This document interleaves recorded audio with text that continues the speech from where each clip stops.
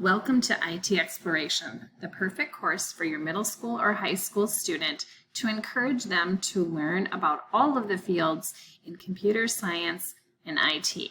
Let's take a look at the different units within IT Exploration.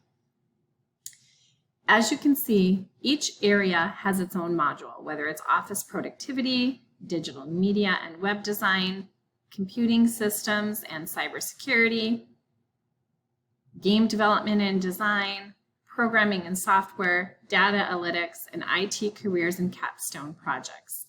Also, there are careers in every single module, which makes this perfect for Perkins funding.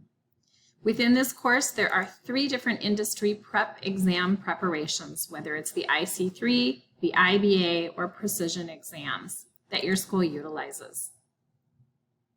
Let's take a look at the platform.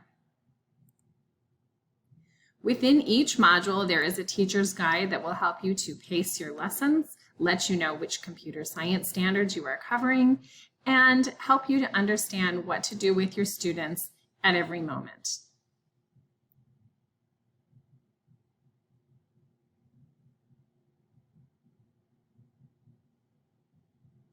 Vocabulary is listed for teachers, lesson instructions, and accompanying activities. Within each lesson, there are learn presentations where students will learn something, and then there's a follow-up activity so that teachers have something that they can assign to ensure the students have truly learned it. This is what that platform looks like.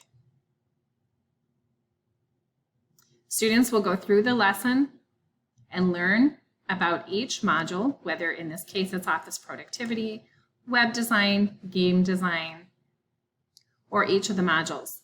Many schools use these modules and this course so that students get motivated to sign up for other courses that they have. There's also a full screen object to make it nice and large. This is perfect for whether you're using it in the classroom or through distance learning.